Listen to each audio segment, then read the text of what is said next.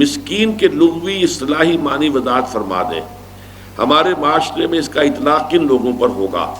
دیکھیے، مسکنت کہتے ہیں کم ہمتی کو.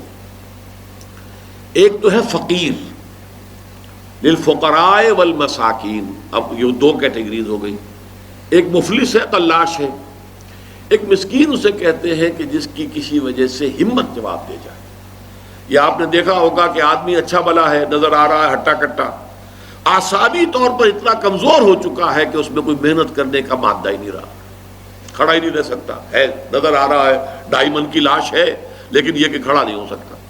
تو یہ صورتحال، یہ مسکنت ہے. اسی لیے جو کہا گیا ضربت علیہم الذلۃ والمسکنۃ وباؤوا بغضب من اللہ، یہ جو یہود کو سزا دی گئی تھی، جو آج مسلمانوں پر ہے کہ ان پر ذلت اور مسکنت تھوپ دی گئی.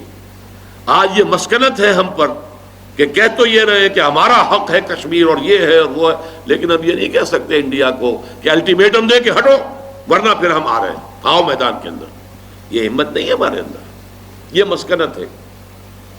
یہ جو مسکنت ہے، ذلت اور مسکنت، کمزوری اور بے ہمتی، کم ہمتی. یہ کم ہمتی جو ہے مسکین، اس حوالے سے مسکین کے لفظی معنی یہ ہے.